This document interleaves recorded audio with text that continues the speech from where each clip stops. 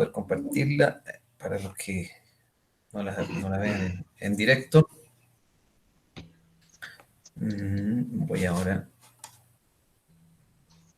A ver, vamos a darle unos segundos a Meet para que empiece a grabar. Bueno, buenos días para todas, para todos. Hoy nos encontramos en esta segunda sesión de lo que viene a ser el primer ciclo de estudios sobre teoría de imaginarios y representaciones que hemos impulsado desde el espacio académico de teoría sociológica contemporánea de la Facultad de Sociología de la Universidad Santo Tomás en Colombia, en Bogotá. Tenemos el apoyo de la Red Iberoamericana de Investigación en Imaginarios y Representaciones con la participación de sus integrantes en este ciclo, que esperamos se repita el próximo año, ¿no? Con otros invitados de tanto nivel como los que pues estamos teniendo, ¿no? Este ciclo ya contó con la participación del profesor Enrique Carretero y hoy nos acompaña el profesor Manuel Antonio Baeza, ¿no? Pues para mí es todo un honor poder tener al profesor Baeza que haya aceptado esta invitación. El profesor Baeza fue mi profesor cuando yo estudié sociología en la Universidad de Concepción y hoy en día pues que le pueda hablar a mis estudiantes de teoría sociológica es todo un privilegio y también una circunstancia excepcional porque pues las tecnologías nos ayudan a facilitar estos intercambios de conocimiento, ¿no? El profesor Baeza es experto, uno de los expertos referentes en Occidente, por lo menos, ¿no? En imaginarios sociales, ¿no? Debido a una vasta producción teórica e investigativa.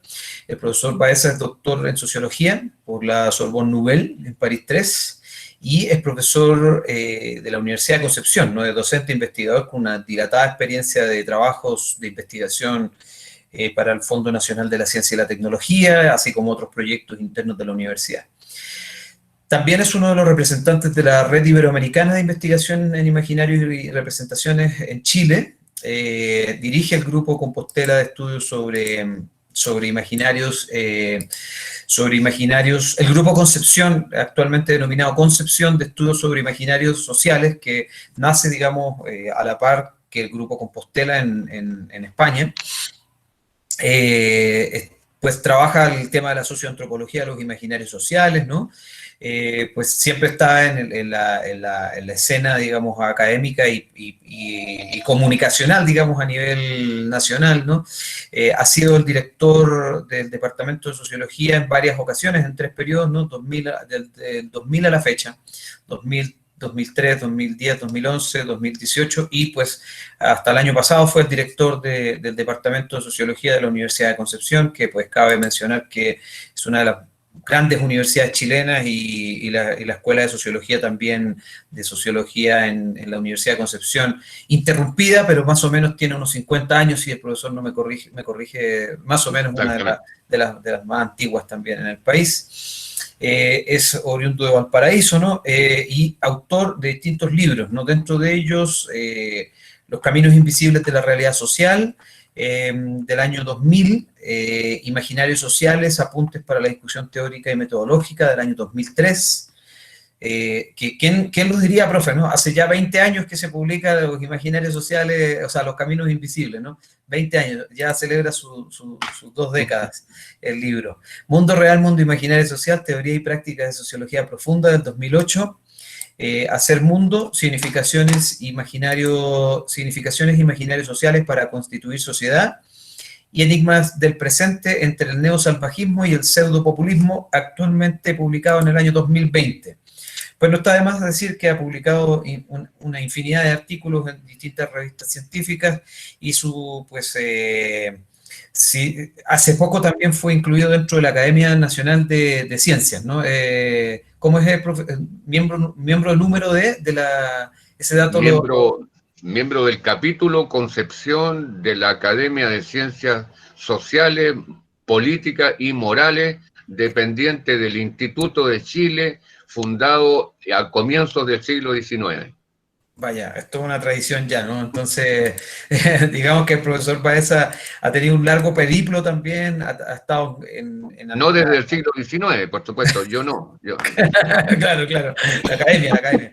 El la profesor academia, sí. ha estado en distintos roles en la Asociación Latinoamericana de Sociología, también ha participado dentro de los grupos de trabajo, pues no está de más decir que ha estado prácticamente en todos los congresos ALA, pues desde no sé de qué año, ¿no? Porque el ALA procede de hace muchos años, pero nos conocemos con el profesor, como les decía, desde que yo entré a la carrera en el 99, y siempre cuento esta anécdota, que nos hemos encontrado en diversos salas, ¿no?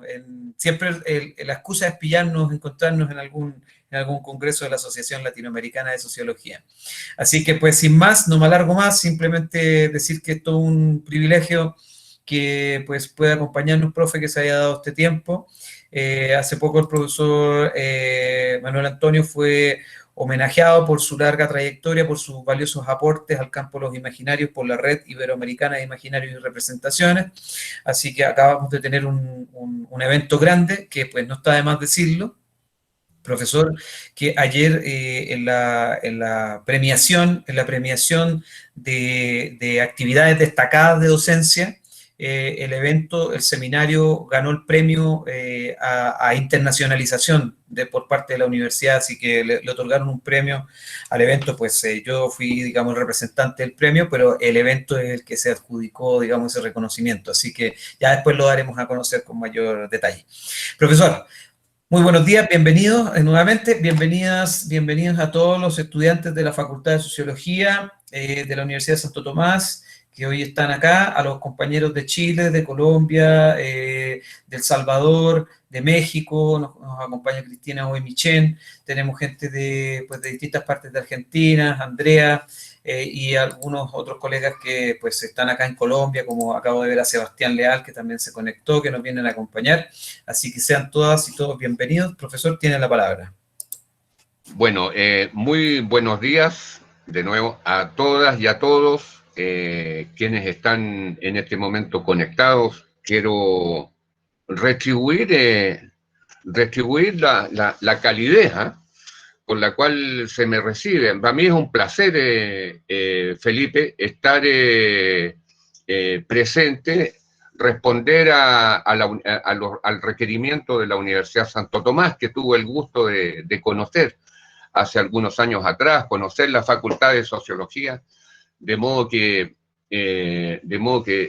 esta disposición personal no es algo que tuve que pensarlo, es una respuesta muy automática tuve frente a la invitación que se me formulara, ¿no? Así es que agradezco tu gestión, Felipe. Desde luego agradezco y hago extensiva los agradecimientos y las felicitaciones también a la Universidad Santo Tomás por los avances impresionantes en una ciencia social que sin duda alguna tiene que internacionalizarse cada vez más. Yo creo que la red iberoamericana, la RIR, ¿no es cierto?, que cofundamos hace algunos años ya, el tiempo va rápido. Yo creo que es una muy buena ilustración de esta necesidad de que el conocimiento viaje más rápido, digamos, en el ciberespacio. Así es que, bueno, vamos a la materia, digamos.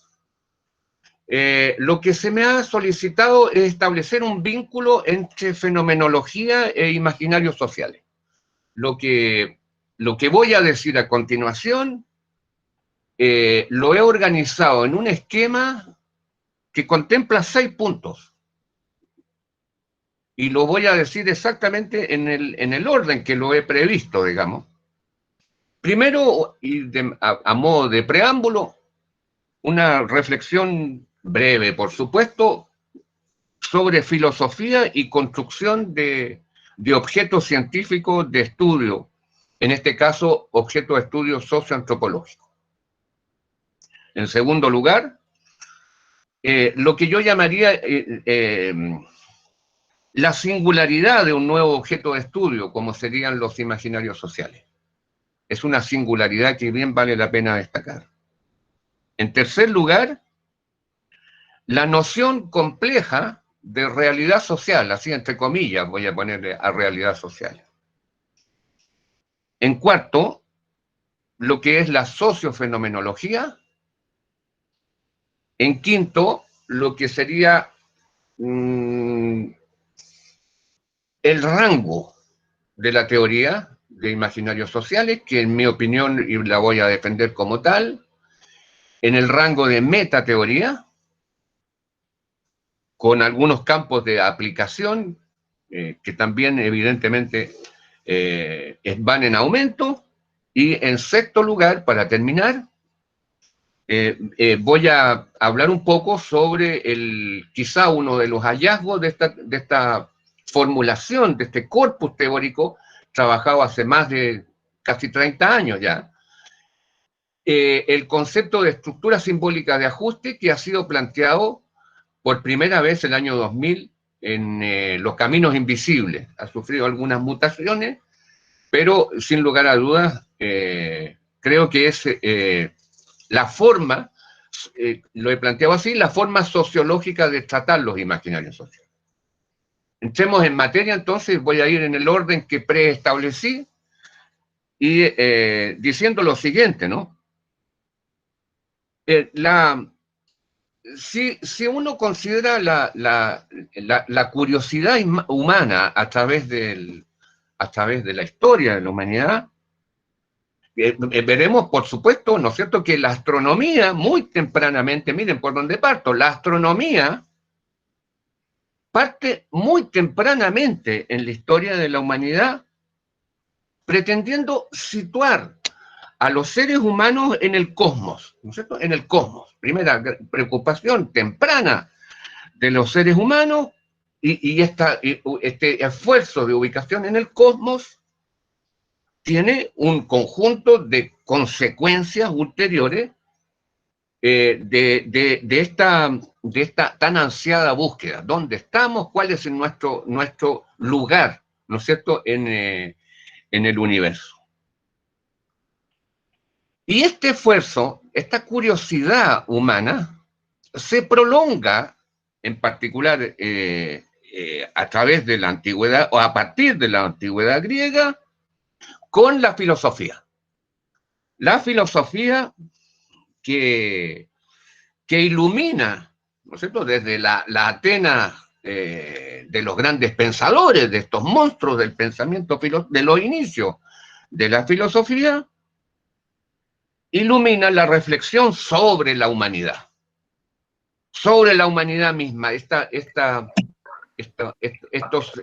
bípedos, ¿no es cierto?, estos bípedos que no son cualquier bípedo, que finalmente tienen un espíritu gregario, que tienen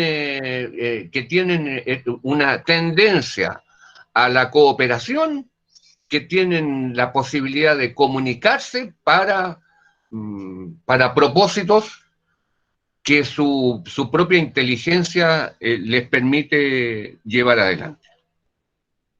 Se descubre entonces muy tempranamente con pensadores de gran renombre que éramos animales sociales.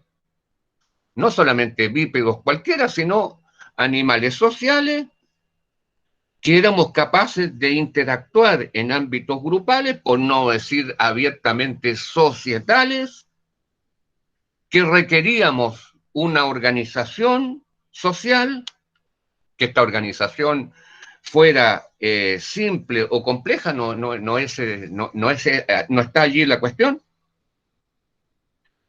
que debíamos resolver el problema de cómo gobernarnos.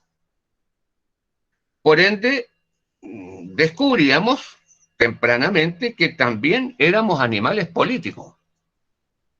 También éramos animales políticos. La curiosidad intelectual era entonces, yo puedo decirlo, extremadamente abierta, sin impedimentos de carácter metafísico, siendo solamente obstaculizada yo diría de manera histórico-coyuntural, por sus propias creaciones. Lo que el hombre crea le sirve para avanzar o para frenar. Es como la historia avanza en términos de pasos no seguros, no es una historia lineal. Se avanza y también se retrocede. Se avanza, se tropieza y se vuelve a caminar. Hay paralogizaciones y hay también avances. Yo les invito, ya que la tecnología lo permite, les invito a escuchar lo siguiente. Cuando varias aldeas se unen en una comunidad completa y única, lo bastante amplia para ser autosuficiente o casi autosuficiente, surge el Estado, originándose en las meras necesidades de la vida y continúa su existencia para que ésta sea mejor. Por tanto, si las más tempranas formas de sociedad son naturales, también lo es el Estado, que es su consecuencia o fin, y la naturaleza de una cosa es su fin. Por ende, es evidente que el Estado es creación de la naturaleza y que el hombre es, en su virtud, un animal político. ¿Quién escribe esto? Es el gran Aristóteles. Es Aristóteles. Tras su reflexión, yo diría bastante prematura, sobre ciudadanía. Sobre ciudadanía. Me refiero yo aquí a esa filosofía. Claro, me detengo en aspectos tan difíciles, resumir, sintetizar lo que el filósofo hace, pero esa filosofía que nos lleva además a la idea de sociedad política, a la idea más profunda de ética, de moral, de felicidad. Esa filosofía también de Sócrates y la virtud del conocimiento, ¿no es cierto?, mediante el método del diálogo, la famosa mayéutica, ¿no? Esa filosofía de Platón sobre la política, etcétera, etcétera. Este pequeño preámbulo, porque no me voy a extender más sobre esto, me parece necesario. Yo quiero decir con todo esto que la posibilidad siempre especulativa, siempre libre de la filosofía, y como siempre lo ha hecho, insinúa, propone, desafía a las ciencias humanas y sociales. Es una interpelación constante. En mi opinión, tales insinuaciones, proposiciones y desafíos pueden y deben ser recogidos por estas últimas, a condición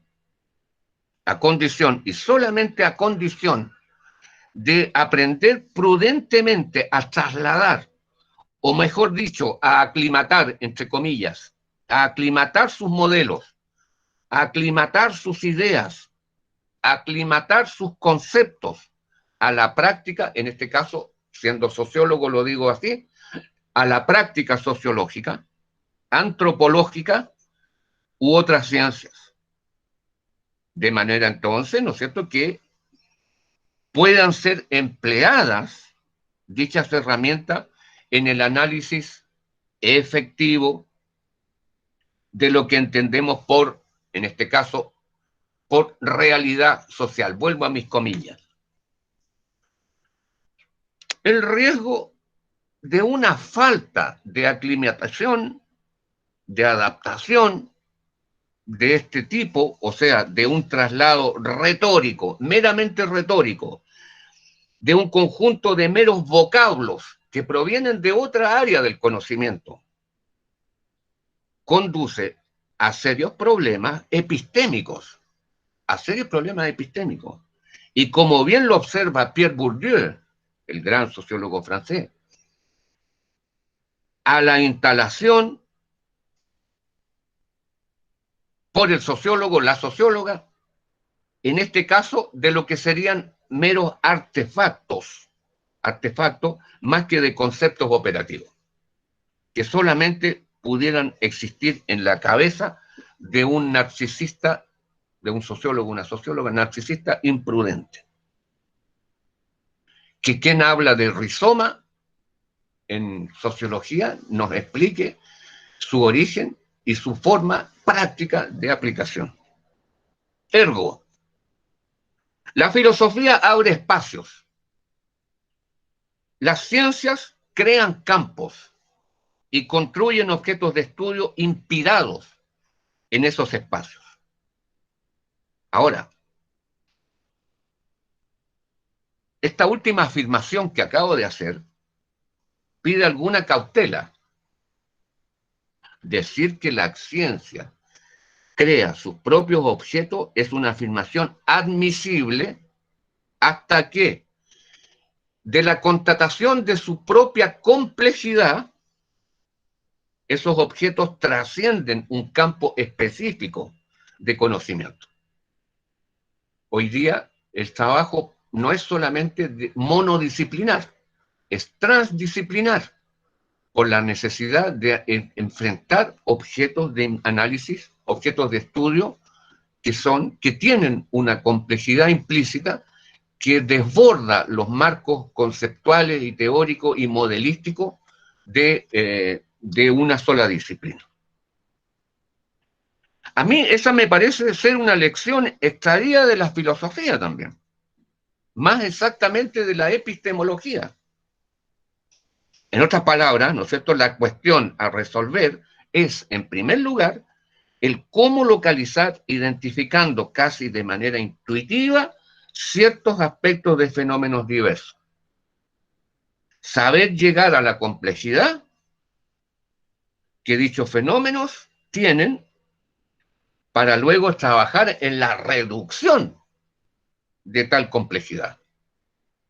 Es el caso de un concepto como el de imaginario social, que desde el aporte filosófico de Cornelius Castoriadis ha golpeado, ¿no es cierto?, con insistencia las puertas de las ciencias sociales, en sentido amplio. Entro al segundo punto de desarrollo, imaginarios sociales y singularidad de un nuevo objeto de estudio. Ya llego así diciendo lo siguiente. Acerca de la singularidad del concepto de imaginarios sociales, y para lo cual tiene que haber una ambientación al campo científico social, bueno, todo eso es el resultado de un proceso minucioso que comprende, desde mi punto de vista al menos, reponer en primer lugar la completitud ontológica del ser humano. La completitud del ser humano.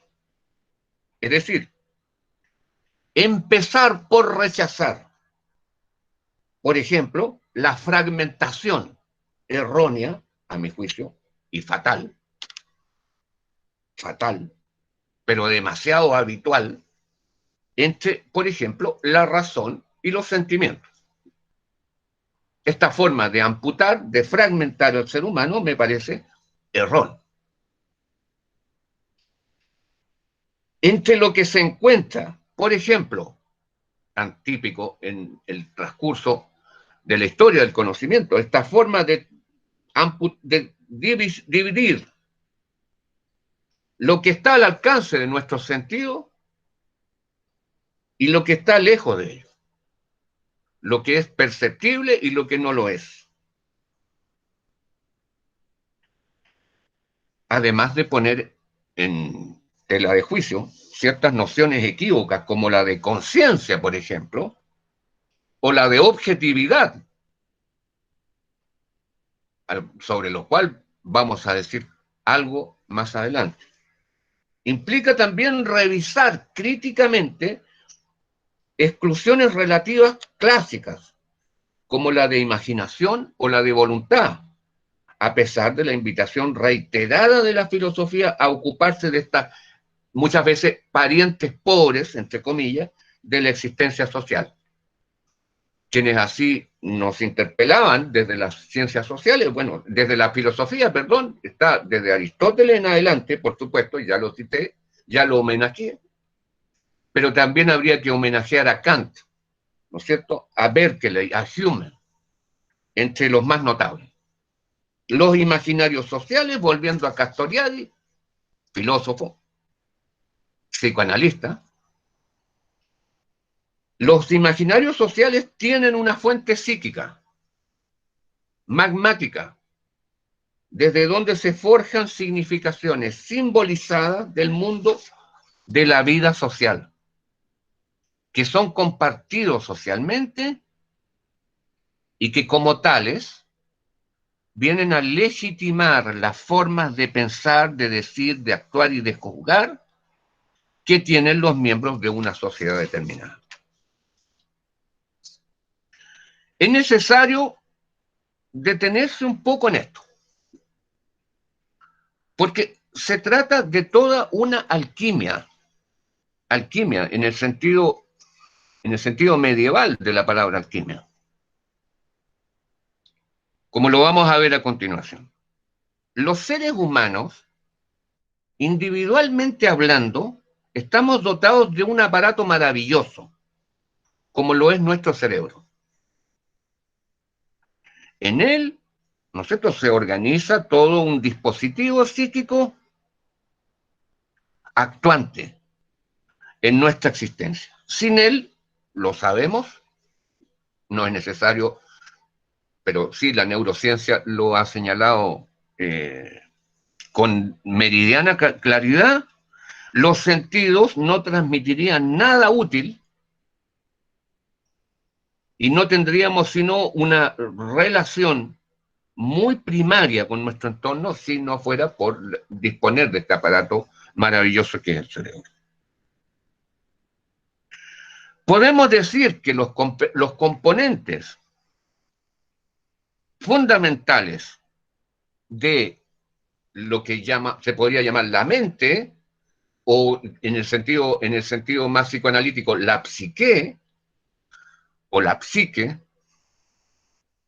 serían A, lo que denominamos razón, o capacidad lógica, lógico-práctica, diría yo, de enfrentar situaciones siempre nuevas. Eso es un tema de denominación, un tema lexical, llamarle razón u otra. Es la capacidad de resolver problemas, de enfrentar lo que tenemos delante, ¿no es cierto?, y poder resolver.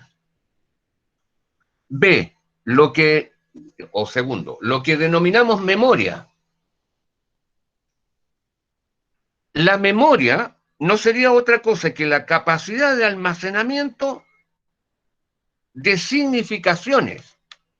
No son fotografías puramente, no son solamente recuerdos. Halbach hacía la distinción entre recuerdos y memoria. Significaciones con conexión, diría yo, con experiencias existenciales anteriores, que sean estas individuales o colectivas. C, en tercer lugar, lo que denominamos creencias. Alguien decía por ahí, solo creemos que no creemos. O significaciones, de nuevo, significaciones instaladas con un rango de verdades íntimas que otorgan, ¿cuál es la función de esto? Voy a hablar por una vez como si fuera un funcionalista que no lo soy. Tienen, por así decirlo, la función, entre comillas, estas verdades íntimas, de otorgarnos seguridad ontológica. Seguridad ontológica. No podemos vivir en la inseguridad permanente. Tenemos que aferrarnos a ciertas cosas que consideramos verdaderas. Son las seguridades. Es lo que impide que todo se licúe, hablando un poco como Zygmunt Bauman. La licuación de la vida solamente puede ser enfrentada a través, ¿no es cierto?, de cosas que sigan siendo sólidas. Las creencias más fuertes en nuestro foro interno son precisamente aquellas figuras más sólidas que nos brindan o parecen brindarnos esa seguridad.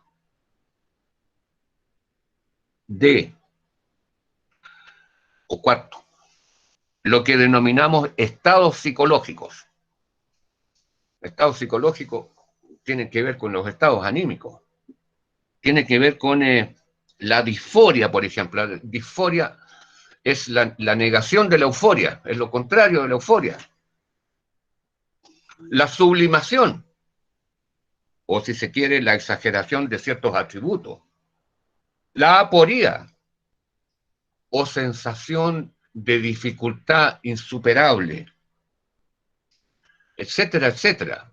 Es lo que hace la diferencia en la significación, en la consideración de un vaso medio lleno o medio vacío.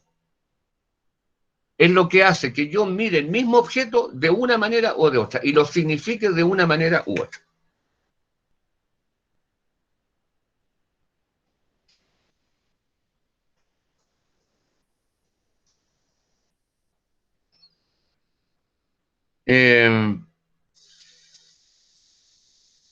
Me parece que el último gran elemento es la imaginación.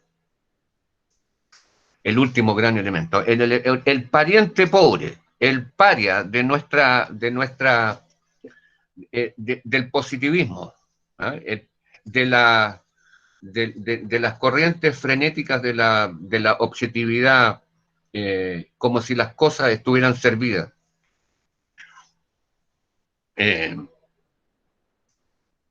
Esto es, en el fondo, ¿no es cierto?, esta capacidad poética. Es la capacidad poética, es la capacidad creativa, esta capacidad de innovación, que está ahí como para sugerir nuevas significaciones del campo infinito de la creación de nuevas significaciones a las nuevas experiencias que el ser humano está siempre enfrentando. Yo diría que la actividad mental de un individuo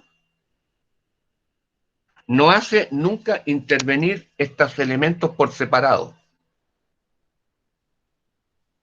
sino relacionándolos íntimamente, dando origen a una alquimia de la cual hablaba en un comienzo, cuyos resultados combinatorios podemos denominarlos de una manera positivistas. Afírmense con lo que voy a decir. A eso le vamos a llamar subjetividad. La subjetividad, la denostada subjetividad se llama eso, es nuestra forma alquímica de producir pensamiento y de producir valores y de producir todo lo que producimos. Lo sabemos, ¿no es cierto?, desde Husserl en fenomenología, los orígenes de la fenomenología. Cada individuo es, por definición, un lugar exclusivo, único. Cada yo, sigo hablando como Husserl, cada yo tiene su propio eje de abscisas y ordenadas y define su lugar de inserción en el espacio-tiempo. Y desde allí lleva a cabo su experiencia subjetiva del mundo de la vida. Yo soy a través de mi propia subjetividad, que es irreemplazable, y todos y cada uno de los demás yoes, cada uno de nosotros somos yoes,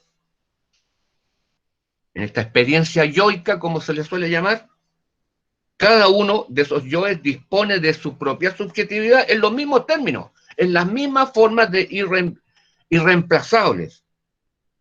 y cada cual es a través de esa singularidad. Ahora, es evidente, Chut se dio cuenta, ¿no es cierto?, que la subjetividad individual es la herramienta con la cual establecemos contacto o relación con el mundo que nos rodea, individualmente. Y ahí está el problema. Es decir, la fenomenología en el sentido husserliano puro no nos sirve. Y voy a decir por qué.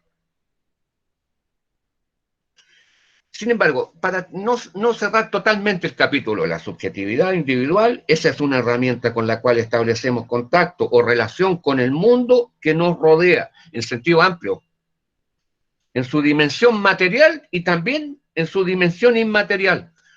Podemos tener incluso una completa disociación entre un objeto percibido y una significación imaginaria. Yo no tengo necesidad de ver un elefante para pensar en él. A esta altura de mi vida, como ya he tenido, por así decirlo, no es que haya ido a África, pero en algunos parques zoológicos he visto elefantes, por tanto lo puedo evocar en mi mente sin necesidad de tener presencia del objeto animado simpático elefante. La experiencia del mundo de la vida nos pone enfrente de distintos objetos y fenómenos que la ponen a prueba. Esta relación la llamaríamos, y aquí voy a problematizar de nuevo, la vamos a llamar conciencia, que no traduce, sino la conciencia traduce solamente una relación psíquica, una relación mental entre un objeto cualquiera, material o inmaterial, y mi dispositivo psíquico. La conciencia es una relación en la cual se traduce la experiencia y produce, significa, y se manifiesta, se expresa a través de la producción de significaciones diversas. Aquí entonces podemos sostener la evidencia según la cual la conciencia definitivamente no es una cosa. La conciencia no es una cosa, no es cosificable la conciencia. Que podamos aislar, buscar su pureza de la conciencia, establecer cuáles son los elementos de la impureza de la conciencia, establecer cuál es el contenido verdadero o separado de lo falso de la conciencia, sino una relación mental y subjetiva. Es una relación, y en ese término de relación, lo verdadero y lo falso no es posible. La conciencia es, por lo tanto, conciencia de, como dicen los fenomenólogos, conciencia de 3 puntos, conciencia del computador. Yo tengo conciencia del computador porque lo estoy viendo en este instante. Hay un conjunto de otras cosas las cuales no tengo conciencia de porque no estoy en espacio relacional mental con ellos o subjetivo con ellos. Incluso se puede romper la relación entre objeto percibido y significación, tal como Sartre, ¿no es cierto?, lo planteaba a través de lo que él llama conciencia imaginante, y sobre todo con la plasmación de ciertos objetos de la mente como lo son las imágenes hipnagógicas. Las imágenes hipnagógicas que me hacen pensar en mi propia infancia cuando con una caja de zapatos yo me fabricaba un automóvil que solamente existía en tanto automóvil que al margen absoluto, en una ruptura absoluta con la caja de zapatos en cartón.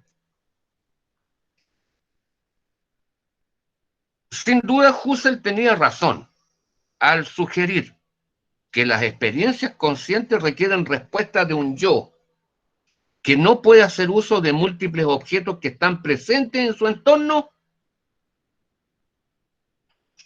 sin estas respuestas propias de la experiencia del objeto. Esa experiencia que saca los objetos que configuran mi entorno, los sacan de una especie de espacio enigmático.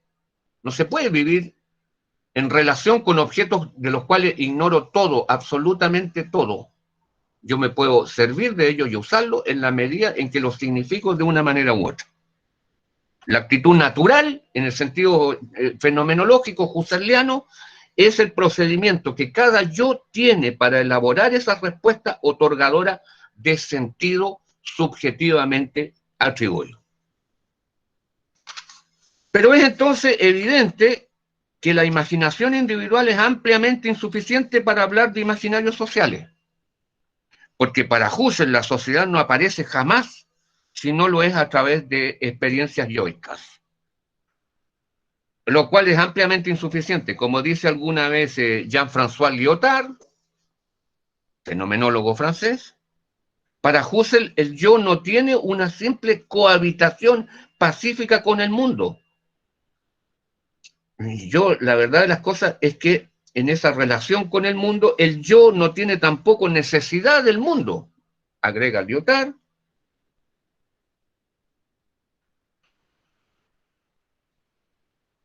Con lo cual hay un conflicto. ¿Qué conflicto es ese? Para Husserl, finalmente, el mundo no existe. En la sociedad, más exactamente, no existe. La sociedad, rectifico, el mundo sí existe. La sociedad no existe. No hay yo social, sino a través de simples experiencias yoicas.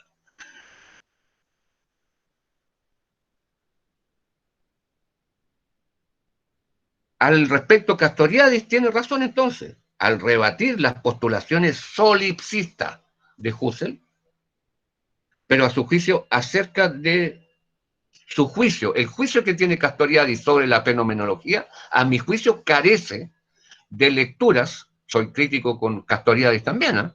Me parece que no discute nunca con Schutz, y esa discusión ausente le hace tomar un juicio demasiado perentorio con respecto a la fenomenología.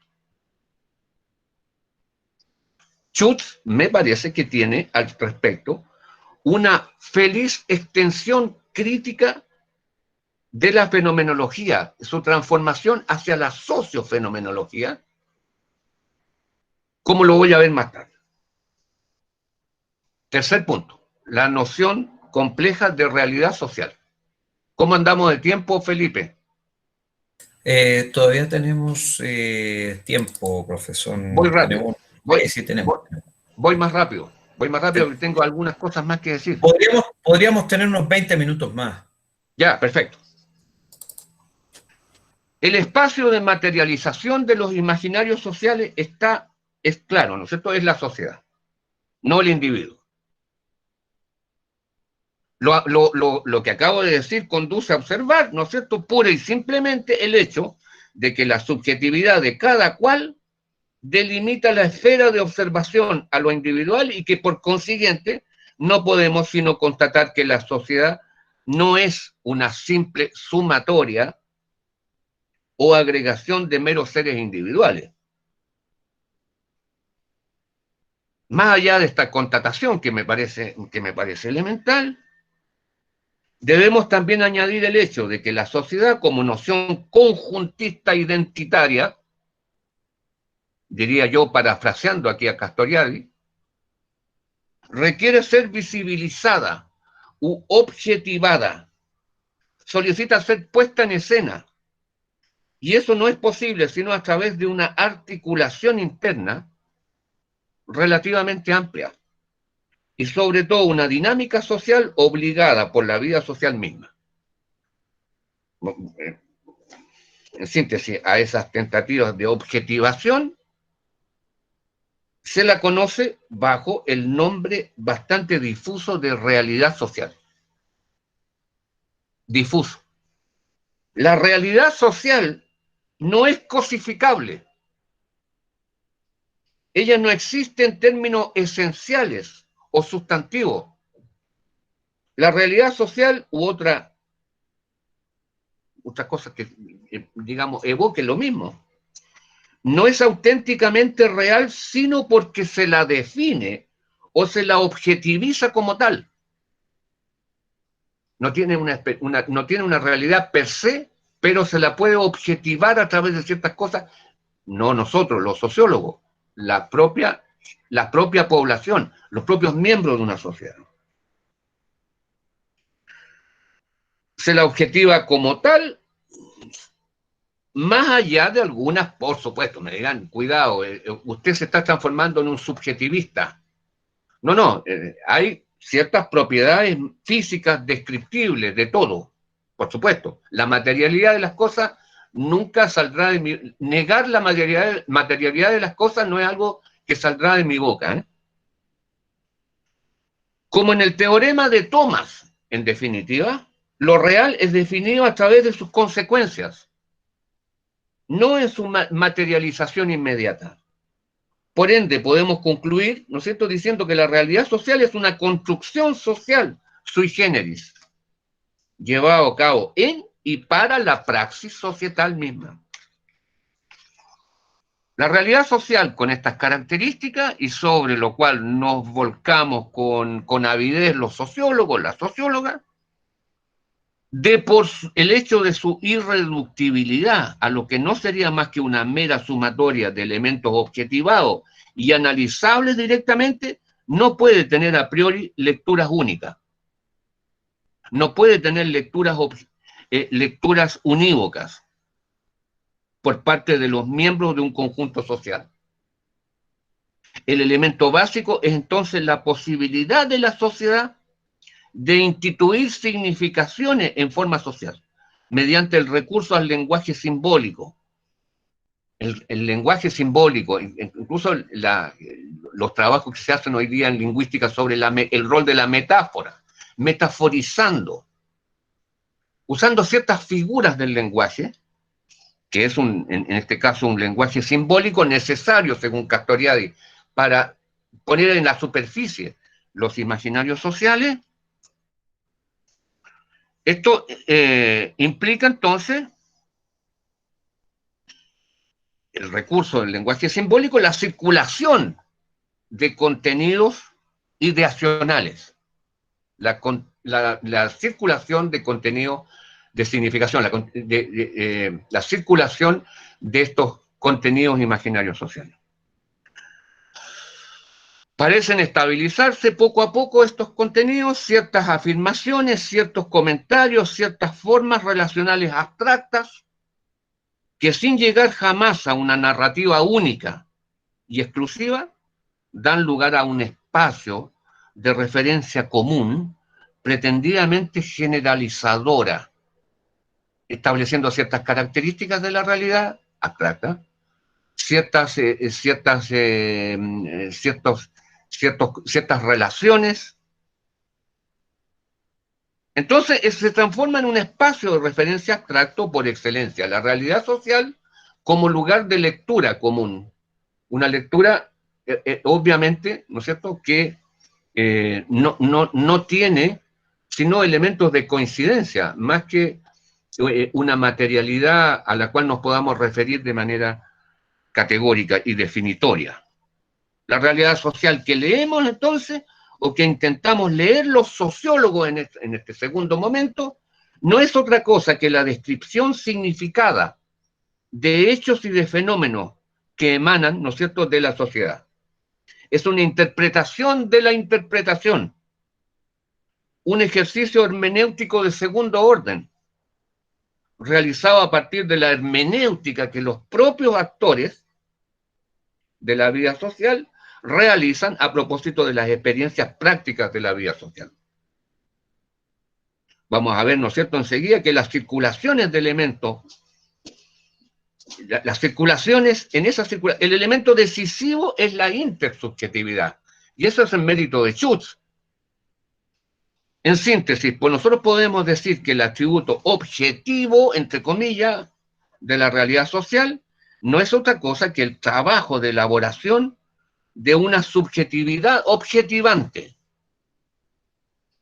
o más exactamente, de una intersubjetividad objetivante. Cuarto punto. La sociofenomenología. Yo tengo que advertir que en mi trabajo teórico, ¿no es cierto?, sobre imaginarios sociales desde hace casi 30 años, como lo recordaba Felipe, la propuesta fenomenológica no configura un modelo dogmático al cual habría que ceñirse sin mirada crítica. En particular respecto de ciertos alcances de la obra de Husserl, sería largo meterse, digamos, en el análisis de esa obra. Como, bueno, pero voy a citar la fenomenología trascendental. ¿Qué quieren ustedes que yo haga con la fenomenología trascendental? Que buscaba robustecer el conocimiento filosófico con métodos propios. Eso es un problema intrafilosófico. Esto que corresponde, como lo dice Szilágyi, a la segunda etapa del pensamiento husserliano entre 1901 y 1915. También, ¿qué puedo hacer yo con una fenomenología egológica, que corresponde a la tercera etapa, según Szilágyi, entre 1915 y 1930?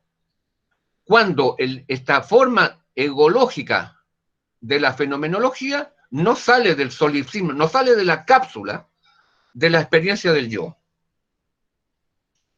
El intelectual Schutz, un intelectual austríaco llegado a la sociología en tierras de exilio, por lo demás, fuera de Austria, en Estados Unidos, tras leer la compleja obra de Husserl, reconoció públicamente la imposibilidad de hacer sociología desde allí, desde esos textos fundamentales, y como consecuencia de aquello propone el concepto de intersubjetividad para indagar directamente en la vida cotidiana.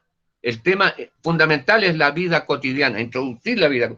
La experiencia del mundo de la vida no es otra cosa que la experiencia del mundo de la vida social. ¿Y cómo se ve? A través de la cotidianeidad. La actitud natural, en el sentido husserliano, es la respuesta a los desafíos cotidianos, pero es un cúmulo de conocimientos significados, por así decirlo, que es comunicable, que es incluso concordable intersubjetivamente en el ámbito de la interacción, ¿no? En el mundo de la interacción. La sociedad, la vida social es un mundo de interacción. El personaje de Alter, es decir, la aparición del otro, que no es simplemente la repetición de otro yo, el personaje de que ya no es un yo similar a mi propio yo, sino un otro con quien podemos comprender y compartir con fines prácticos la experiencia cotidiana del mundo social. Bueno, qué mejor que darle la palabra a Schutz en este sentido, al vivenciarlos como otros, como contemporáneos y congéneres, como predecesores y sucesores, al unirnos con ellos en la actividad y el trabajo común, influyen sobre ellos y recibiendo a nuestra vez su influencia, al hacer todas esas cosas, comprendemos la conducta de los otros y suponemos que ellos comprenden la nuestra. Es una forma simple, es una forma en la cual Schutz explica la vida social a través de la comunicación, de la interacción. Un acercamiento de sentidos parece entonces posible. Hablando así con grandilocuencia, incluso un acercamiento de visiones de mundo. Por ejemplo, esta Weltanschauung, como lo llaman la filosofía alemana.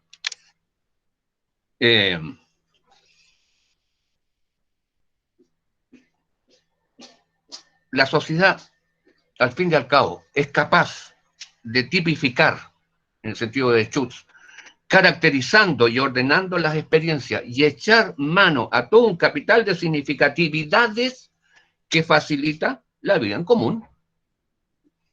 En mi opinión, el recurso a la intersubjetividad en sentido sociofenomenológico es necesario para empezar a operativizar el concepto de imaginario social.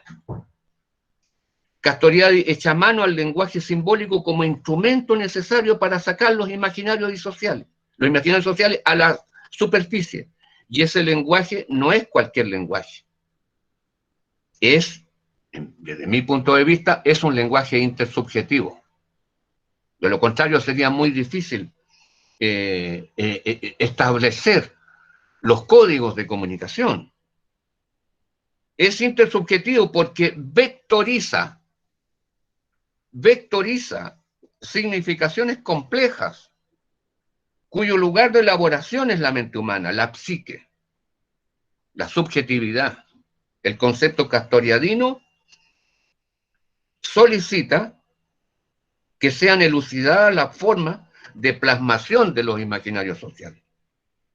Cuestión que desde el punto de vista nuestro, pero que no pareciera ser que no voy a alcanzar a desarrollar, es la famosa estructura simbólica de ajuste, que es la sociologización del concepto de imaginarios sociales, porque pareciera ser que es pareciera ser que se requiere toda la operatividad de los contenidos de los imaginarios sociales a través de cuestiones, bueno, que forman parte de la batería de métodos y técnicas que nosotros utilizamos normalmente en ciencias sociales. Eso es el sentido de la aclimatación de la cual hablaba en un comienzo. Denme 5 minutos más, por favor, Felipe. 5 minutitos más. Perfecto. Hablé de metateoría. Esta es la quinta sección que será para mí la última. Sostengo que la configuración inspirada de la sociofenomenología de una teoría de imaginarios sociales posee el rango de una metateoría. Entiendo metateoría como una teoría de las teorías. Por el hecho de promover, en primer lugar, un conjunto de corpus teóricos referido a distintos aspectos de la vida social. Y yo leo por acá, por allá, por doquier, estudios sobre imaginarios religiosos, estudios sobre imaginarios urbanos, estudios sobre imaginarios políticos, estudios sobre imaginarios juveniles, y podrías todavía enumerar una cantidad de otras áreas específicas, y enhorabuena. Enhorabuena porque esto es lo que da vitalidad a las ideas y a los modelos interpretativos. Esto subentiende, estas aplicaciones prácticas subentienden cuestiones elementales en sus aplicaciones concretas. Es a nivel metateórico que podemos acercarnos a las teorías del conocimiento, por ejemplo, haciendo observar la existencia de 4 planos superpuestos de toda realidad, entre las cuales la realidad social presenta complejidades adicionales. En efecto, toda realidad objetual, o sea, entiendo por objetual, convertida en un objeto de análisis, de estudio, tiene un primer plano, que llamamos plano aparente. Ese plano aparente es accesible a los sentidos en su cuasi totalidad y según el cual podemos efectuar algunas descripciones básicas provenientes de una materialidad indispensable para que ese plano de apariencia exista propiamente tal. Enseguida, inmediatamente por debajo del primero, lo que denominamos un plano subyacente que permite acceso solo parcial a los sentidos y por ende un suplemento de información sobre sus contenidos es necesario. Es un plano que puede incluso contradecir las apariencias. Un tercer plano que es absolutamente al margen de los sentidos, que es el plano que hemos llamado imaginario. Ahora yo prefiero llamarle ideacional, ¿no es cierto?, en donde con una mayor profundidad de observación y de análisis permite, por así decir, desarrollar aún más la significación en curso de un objeto. De manera aperceptiva, por supuesto, con elementos que en su parte más fundamental provienen de lo que podríamos llamar elementos de la cultura. La cultura, los aspectos con los cuales yo puedo fortalecer aún más no los aspectos descriptivos, sino la significación general de un objeto. Y en cuarto lugar, el plano más complejo, más difícil de explicar, que es el plano arquetípico, inspirado básicamente en Jung, y que por razones de tiempo no voy a alcanzar a desarrollar. Yo creo que en este acercamiento metateórico, quisiera decir lo último, ahora sí, prometido. Gracias a esta forma metateórica de acercarnos a la historia misma del conocimiento, nos podemos dar cuenta, desde el punto de vista de lo que significa el objeto de estudio de las ciencias sociales humanas, la realidad social tiene características propias que lo hacen infinitamente más difícil de objetivar. Estas características son, voy rápido, la realidad es multidimensional. Multidimensional. ¿Qué quiere decir esto? Quiere decir que comprende al mismo tiempo creencias diversas, prácticas sociales, incluso voy a utilizar una categoría que no es muy familiar en sociología, mentalidades y formas tradicionales del pensar y del hacer, conflictos de intereses, cuestiones de poder político, etc. Todo es combinable. Bourdieu diría no es posible separar los aspectos, o Gurvitch podrían decir que es muy difícil separar una dimensión de otra. Todo está combinado. Cuando hago economía, cuando me meto en el campo de la economía, no soy un tipo totalmente divorciado de lo que puedo hacer en mi condición de ciudadano en otro campo. Hay un tema de acomodo ahí, más bien simeliano, de círculos sociales, pero me parece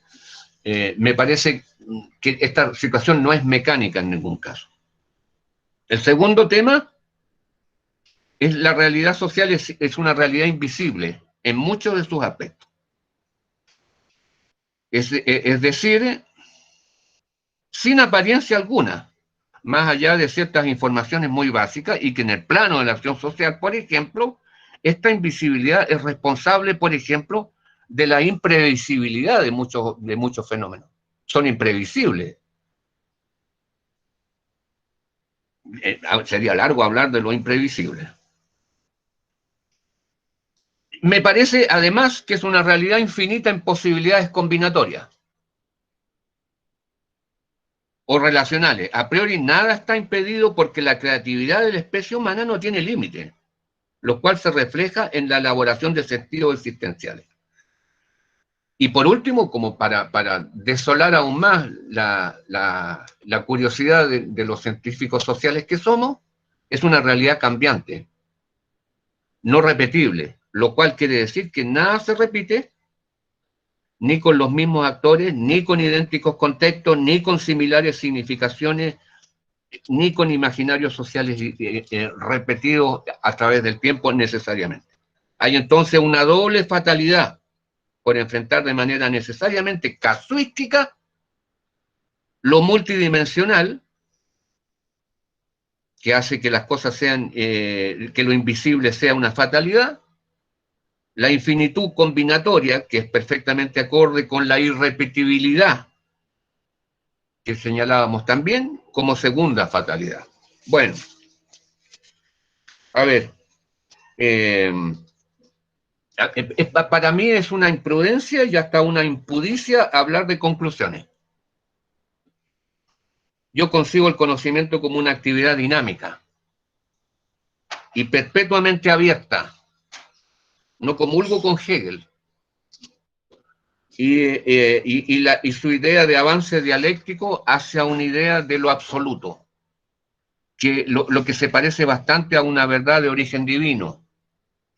El producir y consumir conocimiento es siempre una actividad abierta, porque sus avances son hacia un horizonte, no hacia una estación final que podría llevar por nombre verdad con una B mayúscula.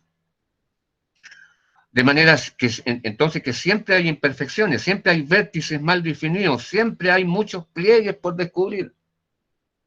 Yo utilizaría la figura de la puerta, la figura simbólica de la puerta, que podríamos utilizar, hablar largo en términos arquetípicos también.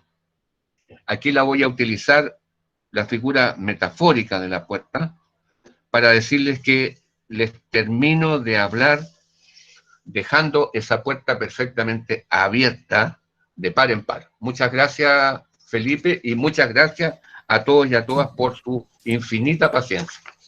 Gracias, profesor. Pues, como siempre, una ilustración de los imaginarios sociales y desde la perspectiva fenomenológica, pues desde una base, digamos que la sociología ha puesto en crítica, ¿no?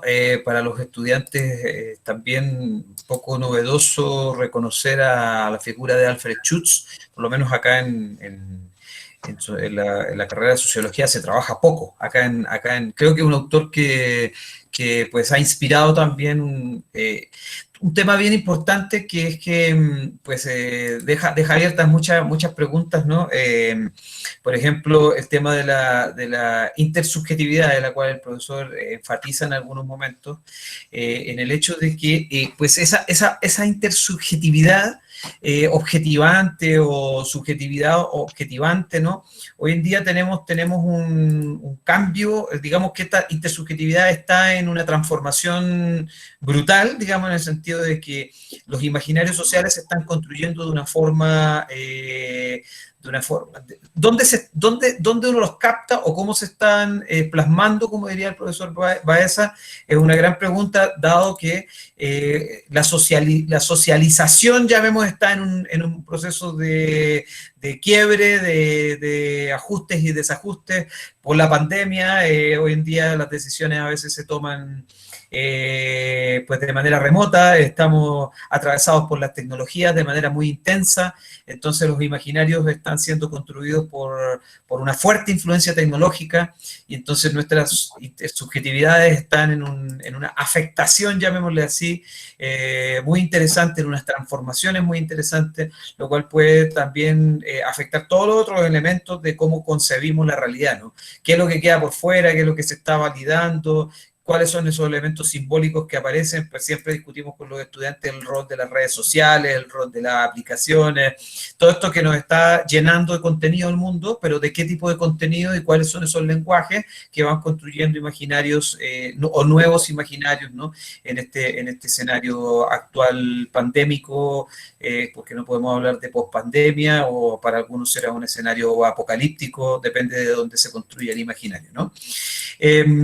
Profe, tenemos con los estudiantes les voy a pedir a las personas que están acompañándonos hoy, que pues los estudiantes de la Facultad de Sociología estamos conectados ahora en el chat de WhatsApp, vamos a hacer una ronda de preguntas para los estudiantes de Sociología, y después si hay alguna otra cuestión también la podemos ir anotando en el chat, ¿sí? Le voy a dar la palabra a vamos a hacer 3 rondas, profe, ¿no? Ahí yo le pido que pues trate de articular, ¿no? Dentro de lo que se pueda, ¿no? Porque a veces son preguntas muy disímiles, pero vamos a hacer 3 rondas, y pues yo le voy a ir dando la palabra a los 3 estudiantes, pues, y le damos el espacio a usted para que responda, y así después vemos si tenemos alguna otra pregunta.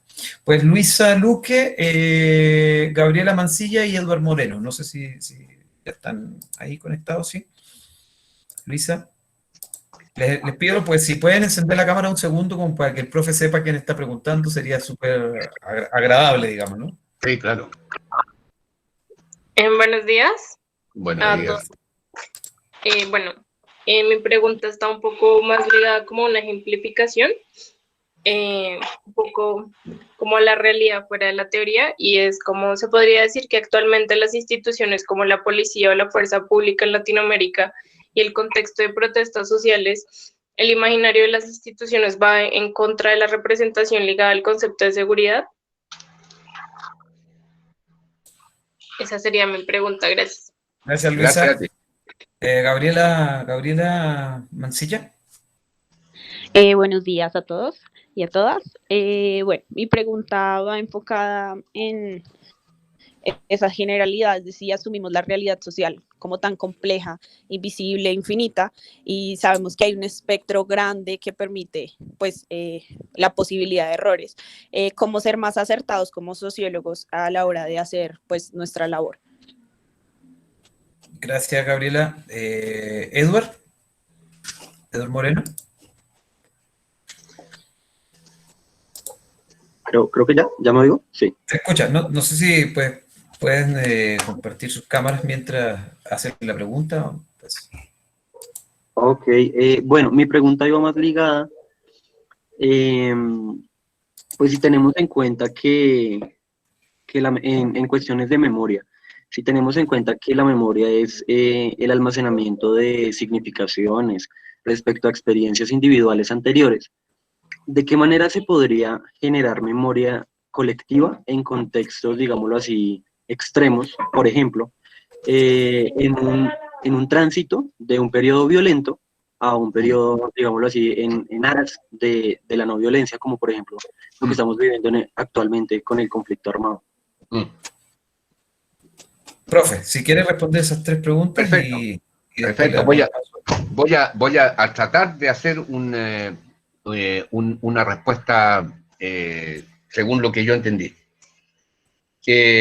A Luisa, en primer lugar, su pregunta es, al final de cuentas, tiene que ver con, si lo entendí bien, con el nivel de confianza o desconfianza que pueden tener los ciudadanos con respecto al Estado y a la policía y a las instituciones y a las instituciones en general.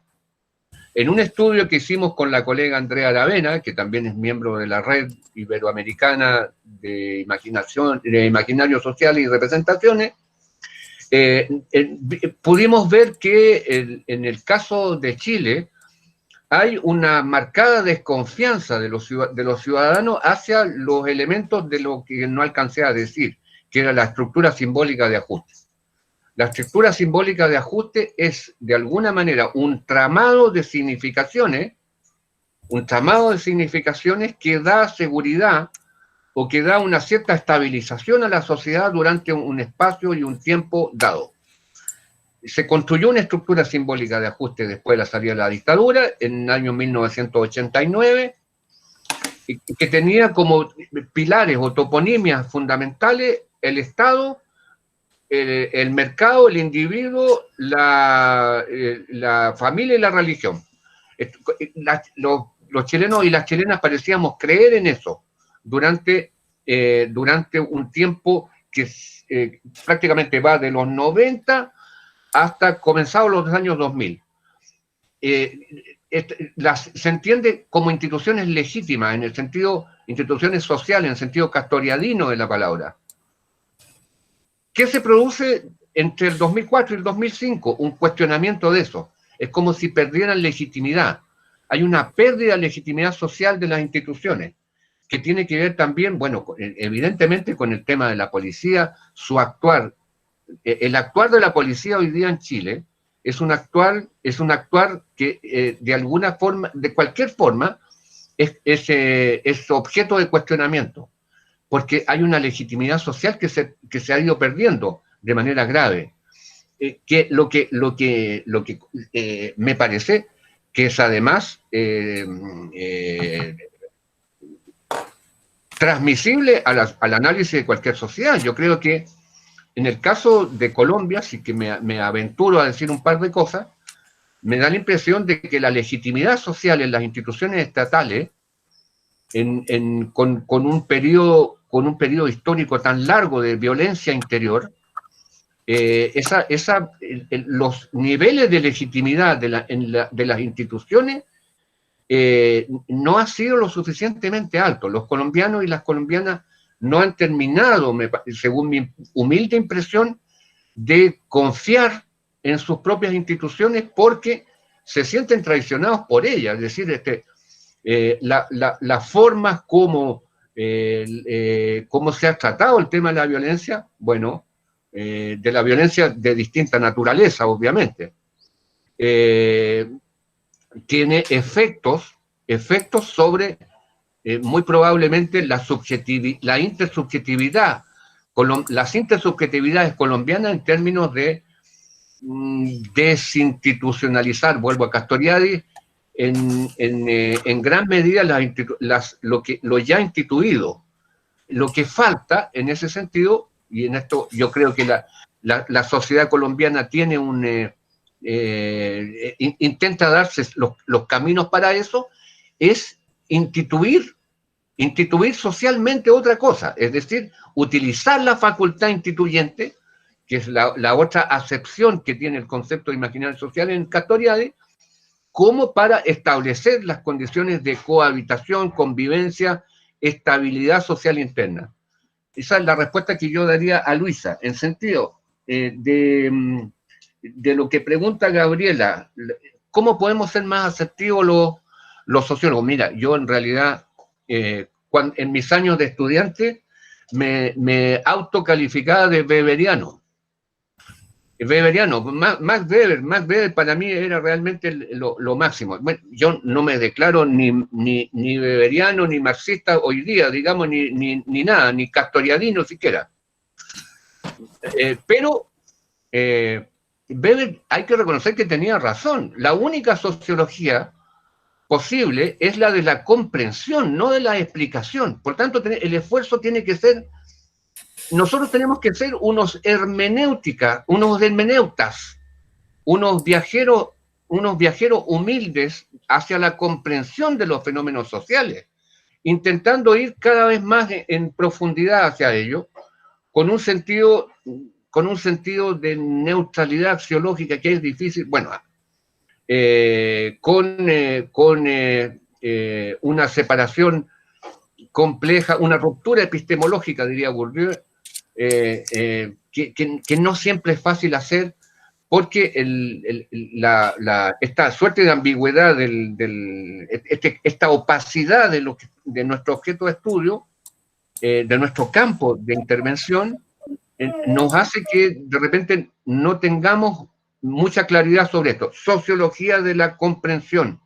Es decir, en el fondo, ¿no es cierto?, un trabajo de interpretación, ojalá lo más riguroso posible, de lo que tenemos enfrente. Así respondería yo a Gabriela. Y en cuanto a la pregunta de Edgar sobre la memoria, yo no reduje la memoria a lo individual exclusivamente.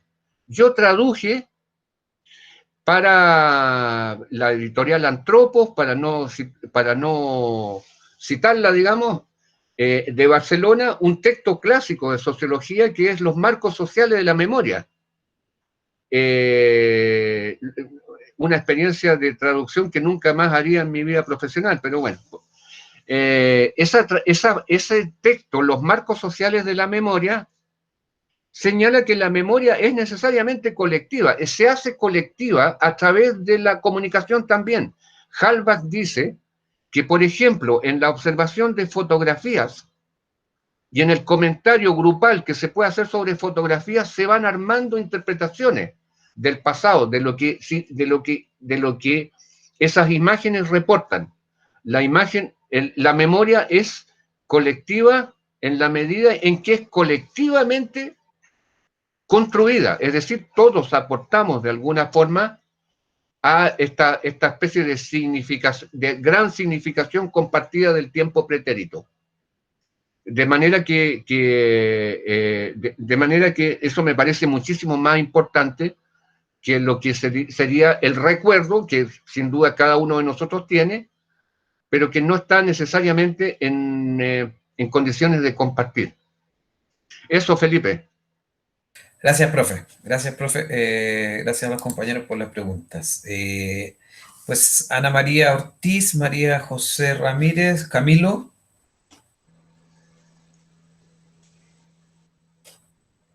Hola, profe. Buenos días. Hola. A todos y a todas. ¿Me están escuchando? Sí. Te estamos escuchando, ¿sí? ¿No? Sí. Bueno, ya prendí la cámara. No sé si se demore un poquito en llegar el video, pero ahí está. Sí. Bueno, profe, realmente mi pregunta es algo que no me quedó muy claro y quisiera que me aclararas, y es en cuanto al concepto de intersubjetividad objetiva. lo que logro entender de esto es que algo se vuelve intersubjetivo y objetivo cuando hay una concordancia del significante entre la sociedad. O sea, esa es la característica que permite que se dé esa categoría de intersubjetividad objetiva. Vale, gracias Ana María. ¿A quién dije yo? Ah, María José, Majo. Hola a todos y todas. Me excuso por no poder poner la cámara, pero creo que tengo mala señal y no funcionaría los dos al tiempo. Mi pregunta va en relación a lo que mencionabas acerca de la imaginación, en donde pues logro vislumbrar como una relación reflexiva entre esta y la libertad. Quisiera saber si la libertad encuentra en la conciencia imaginante su máxima expresión efectivamente. Esa sería mi pregunta. Vale, Majo, Gracias. gracias. ¿Y Camilo? No sé, Camilo. Estaba recién ahí. Ah, sí. Buenos días, profe. Hola Camilo, ¿cómo te va? Entonces, mi pregunta va más por las cuestiones como teórico-prácticas. Digamos, el imaginario de una sociedad violenta en Colombia. Ese imaginario se construye a partir de creer de que los colombianos somos violentos por naturaleza o se naturaliza después de matar a tanta gente. Digamos, es como un análisis hacia grandes rasgos que saco de un estudio que se hizo acá, un análisis demográfico de la violencia en Colombia, que es estudiar las muertes que fueron, pues, como documentadas en el periodo de la violencia en Colombia. Aparte, o sea, cuántos muertos, cómo murieron, no sé qué, es algo muy, muy, muy de datos y no tanto reflexivo. Entonces, quiero saber cómo se configura ese imaginario social. O sea, nosotros como colombianos hemos sido violentos por naturaleza y es que eso es lo que nos hace volver a ser violentos, a reproducir esa violencia exacerbada en contextos de coyuntura política, o es a que hay ciertos episodios de muertes, ya sea por política o por otras cosas, y el ver tanta muerte, pues se crea ese imaginario de que ya la violencia es natural. Gracias Camilo. Profe, puede... Bueno, la primera pregunta, es decir, mire, estoy respondiendo a María José. A ver. La primera fue de Ana María. Ah, de Ana María, perdón. Ana María, sí. A ver, ¿qué es objetivo? Lo que existe objetivamente parte de una concepción según la cual lo que es externo a nosotros, tiene una existencia per se. Nosotros, como observadores, no tendríamos sino más que registrar lo que está afuera. Registrar porque está dado. Bueno, yo no comparto eso, puesto que y a partir de la lectura de Francisco Varela, un objeto no está nunca completamente dado, sino que se produce un proceso en activo. En activo quiere decir que hay una coparticipación del objeto mismo y de mi propia subjetividad. Hay una suerte de dialéctica, una especie de dentro-fuera, un juego que permite ir completando, por así decir, la descripción o más exactamente el conocimiento de algo. El ejemplo del dado, ¿no es cierto?, es uno de los más comunes que se utiliza. Un dado, cuando es puesto en observación, nunca muestra los seis lados del dado. El dado, por lo general, a la observación, queda prácticamente en evidencia 3 de sus lados. Y los otros 3 quedan en la sombra, quedan en la opacidad. Por lo tanto, uno tiende a completar siempre la figura del dado, que si además tengo la experiencia anterior del dado, yo completo incluso con los números correspondientes. Al otro lado del 1 está el 6, al otro lado del 5 está el 2, del 3 el 4, etcétera, etcétera. Desde este punto de vista, entonces, yo refuto la idea de que las cosas están allí. Eso es lo propio del positivismo.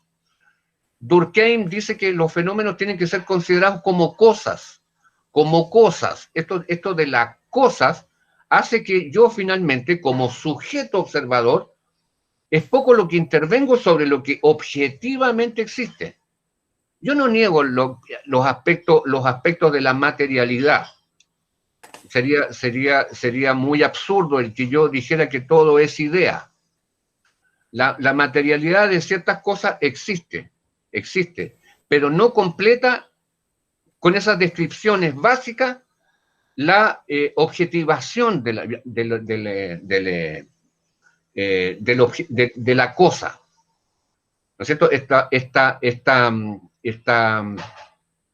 es un trabajo que tiende a ir completando la descripción de una manera muchísimo más amplia. Yo hablo entonces de subjetividad objetivante, o de intersubjetividad objetivante, porque la objetivación es distinta a lo que se considera desde ya objetivo. La objetivación es un proceso que la subjetividad hace de estabilización de ciertos significados, como para buscar dar una respuesta coherente al carácter a priori enigmático de lo que tengo enfrente. Por lo tanto, prefiero hablar de objetivación a la objetividad. La objetividad es otra cosa, eso que lo expliquen los periodistas. Yo, en el sentido de las ciencias sociales, pienso que el esfuerzo tiene que ser de objetivación, es decir, de estabilizar, de componer, finalmente, de un punto de vista de coherencia interna, ciertas características, ciertos atributos que subjetivamente pienso que tienen y que incluso hasta podría demostrar que sí existen. Eso es el sentido de la objetivación. Eso va, entonces, en respuesta a lo de Ana María. Intersubjetividad objetivante, diría yo, para completar la respuesta. Bueno, las sociedades tienden a hacer lo mismo. Es decir, ¿por qué razón las cosas son así? Bueno, no está dado que las cosas sean así socialmente, pero la sociedad, por circulación de pensamiento, de comentario, todo el rol del lenguaje simbólico hace que se estabilicen ciertas propiedades o atributos que hacen que mayoritariamente o tendencialmente las cosas tiendan a ser pensadas de una cierta manera. Voy a casi podría completar esto, que me perdone María José, pero prefiero vincular lo que acabo de decir a la pregunta de Camilo. Por la simple razón de que finalmente estas formas de objetivación de las cosas me hace decir algo que probablemente no lo dije antes, es que la sociedad no es productora de un imaginario social. La sociedad es escenario de múltiples creaciones de imaginarios sociales. Unos alcanzan una posición dominante y otras quedan en posición subalterna. Esto me hace decir, ¿no es cierto?, de que el suponer que los colombianos son de una determinada manera, violentos por naturaleza o qué sé yo, me da la impresión que es un imaginario circulante, entre otros, entre muchos otros posibles. ¿Son violentos por naturaleza o es naturalización del ser violento? La naturalización, es decir, implica, ¿no es cierto?, algo que también plantea Castoriadis con fuerza: somos de alguna manera víctimas o somos, estamos inmersos en la heteronomía. Por lo tanto, hay quizá hasta un peso heteronómico en que los propios colombianos tienen o algunos colombianos, espero que sean lo menos posible, tendrían internalizado el hecho de finalmente pensar, sí, la verdad de las cosas es que somos violentos por naturaleza.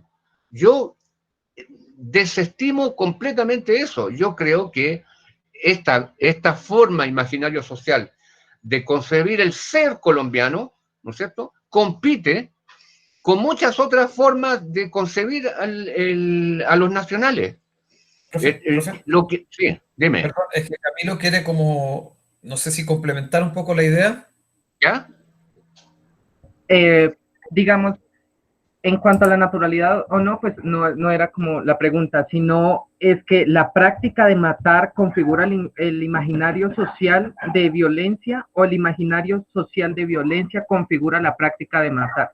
Bueno, mira, la acción, los fenómenos sociales, o sea, los actos violentos son eso, son actos. La significación en torno a ese hecho de matar, que si yo, puede reforzar tal o cual visión de sí en los nacionales colombianos.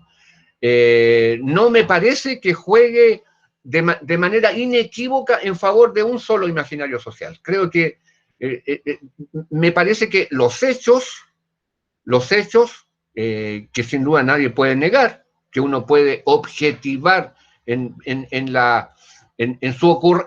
por el hecho de su ocurrencia, por decirlo de alguna forma, bueno, sirve para ser interpretado de una u otra manera. No sé si me explico lo suficiente con respecto a la pregunta y a la aclaración de la pregunta.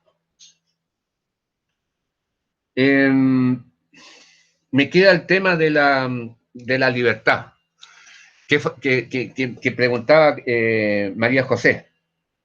Yo creo, y aquí esto es muy interesante, porque en mi opinión la imaginación es efectivamente el último reducto de la libertad.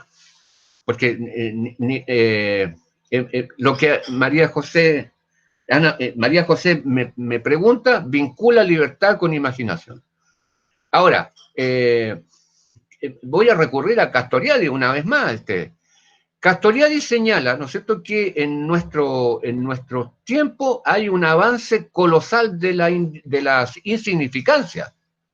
La insignificancia, lo trivial, la estupidez de los medios de comunicación, qué sé yo, la publicidad, entre paréntesis, soy un publifóbico, entre paréntesis, yo, en lo personal. Estoy militando en favor de que tengamos un día en el mundo sin publicidad. Si alguien adhiere a eso, invito formalmente a Felipe, a la RID, a la Universidad Santo Tomás a adherir a esta campaña. Bueno, porque nos priva de libertad, la publicidad es invasiva. Desde este punto de vista, ¿qué es el avance de la insignificancia? Es el renunciamiento a la libertad. Es un renunciamiento a la imaginación. La imaginación, nosotros mismos pareciera ser que nos instalamos en una suerte de jaula de hierro, en la cual nos privamos por comodidad, por pereza, por lo que ustedes quieran, a disfrutar de este último reducto de la libertad que soy. Yo, en lo personal, soy un gran reivindicador de la imaginación. La imaginación es, lo reitero por tercera vez deliberadamente, el último reducto de la libertad. Gracias, profe. Vamos a dar las últimas palabras y pues con esto ya vamos cerrando. Si es que hay algún comentario, pues lo pueden dejar por el chat también. Alejandra Urrego, Natalie Vargas y María Paula. María Paula Delantía. Bueno, buenos días, ¿me escuchan bien? Sí, te escuchamos bien. Bueno, en primer lugar, agradecerle al profesor Baeza por acompañarnos hoy. Fue una gran charla y una gran clase que disfruté un montón. Yo soy comunicadora social y por ende mi pregunta y siempre lo que trato de hacer desde la sociología, pues también soy estudiante de sociología, trato de orientarlo hacia este escenario y por eso mi pregunta va orientada un poco hacia cómo los imaginarios sociales se ven afectados por las instituciones mediatizadoras, entendiéndolas particularmente como los medios masivos de comunicación, puntualmente por lo que usted mencionaba frente a que estos ejercicios de configuración de los imaginarios sociales legitiman los procesos comunicativos de los individuos, actores, sujetos en un espacio social. Entonces, como los medios masivos de comunicación finalmente se configuran como aparatos ideologizadores, entonces quisiera entender cómo hay esa afección frente a la mediatización y los procesos de mediación y cómo afectan los imaginarios sociales en un espacio social. Y ya, esa era mi pregunta. Muchas gracias. Perfecto. Gracias, Laura. Natalie. Buenos días. Hola, Natalie, buenos días. Buenos días. Bueno, pues mi pregunta es, ¿cómo hacer que los imaginarios sociales segregadores y discriminatorios no se perpetúen en el tiempo? Muchas gracias. Gracias, Natalie. Bien. María Paula, con María Paula, pues ya. Hola, buenos Hola, días. Hola. Mi pregunta va relacionada más con el tema de la individualidad que tocó el doctor, en la que, bueno, en esta época de comunicación en donde todo se transmite hasta la propia identidad, se puede afirmar que estos procesos transgreden la individualidad y por ende el yo. Listo, muchas gracias, María Paula. Bueno, profe, tenemos todavía un tiempo ahí para las preguntas. O sea, para las respuestas. Cada pregunta que me disculpen quienes me formulan la pregunta, cada una de esas preguntas es un programa. El desarrollo de la respuesta significaría, ahora voy a tratar de ser lo más sucinto posible. La pregunta de Laura sobre los medios de comunicación. A ver, la primera gran consideración respecto a los medios. Estamos lejos de la teoría de McLuhan. Lejísimo. Cuando McLuhan establecía que el medio de comunicación poco menos que se transfería al sistema nervioso de las personas, de tal punto, creando una suerte de condicionamiento, estoy haciendo una caricatura, que aquel que escuchara, o no sé, algo sobre, o que viera en la televisión una serie sobre Batman, por ejemplo, terminara poniéndose una capa, una máscara y saltando desde el balcón, influenciado en su sistema nervioso por lo que recibía a través de los medios. Yo creo que estamos lejos de eso. Yo creo que esa caricatura no es repetible, y no es repetible porque el medio de comunicación ya no es lo mismo. La información no transita de la misma manera. Le salió competencia muy, muy fuerte y muy dura a los medios de comunicación clásicos y tradicionales, son las redes sociales. Lo que implica entonces que la capacidad de influencia de los medios de comunicación sobre las formas de pensar y de actuar de las personas ya es algo muchísimo más relativo. En Chile había una prensa escrita, ¿no es cierto?, que hace 50 años atrás dictaba más o menos la norma, incluso dictaba la norma moral sobre lo que... Y bueno, y si lo dijo esa prensa, bueno, esto ha de ser cierto, y condicionaba la conducta, incluso hasta de los políticos. ¿No es cierto? Teníamos un obispo, ¿no es cierto?, que decía que si se discutían ciertos temas sobre sexualidad, por ejemplo, quienes discutieran eso en el Congreso podrían incluso ser excomulgados. Y lo más probable es que la discusión en el Congreso terminara hasta ahí nomás, porque, bueno, el medio de comunicación de una vasta influencia, no voy a nombrarlo, es de una larga trayectoria histórica en la República de Chile. Bueno, lo dijo. Entonces, si lo dijo, esto no podemos ir a contracorriente de eso. Yo creo que estamos lejos de eso. Los medios de comunicación, por supuesto, transmiten un discurso, entre otros discursos, hoy. Yo no voy a discutir acá sobre la objetividad y sobre ese tipo de temas, pero yo diría que la sociedad civil, si hay un lugar donde se ha terminado de empoderar, es en su capacidad, diría yo, en su capacidad de recuperación de ciertos niveles de autonomía para repensarse a sí misma. Repensarse a sí misma. En Chile estamos en un proceso de camino a una nueva constitución y la verdad que lo que más sorprende es precisamente esta capacidad que se autodescubre sectores amplios de la sociedad chilena en repensarse a sí mismo y ojalá eso se plasme en una nueva constitución. De tal manera entonces que para volver a los medios de comunicación, yo creo que por la primera vez no está el quinto poder,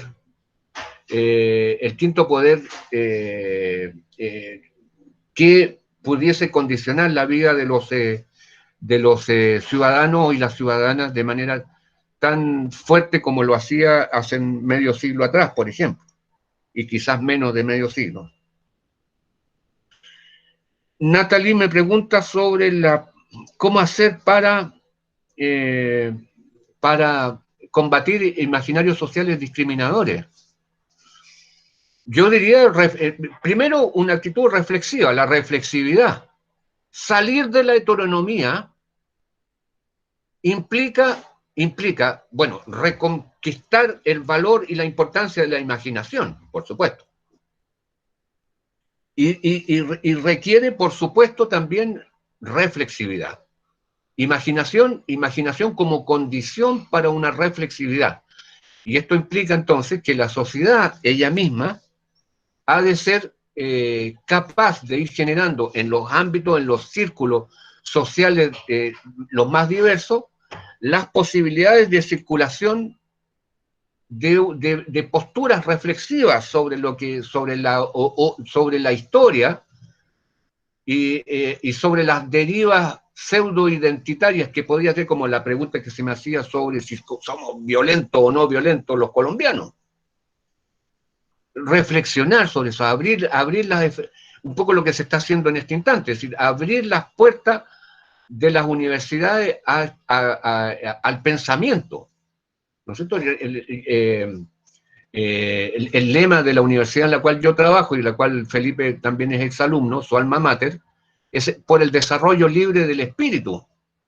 Y el desarrollo libre del espíritu como lema me parece sustantivo, fundamental. La idea de discriminación tiene que ser desalentada a través de propuesta de significaciones no discriminatorias. Hay que hacerle frente. La sociedad tiene que hacer de frente a sus propias tendencias, a sus tendencias negativas, lo voy a decir así en sentido amplio y muy generalista.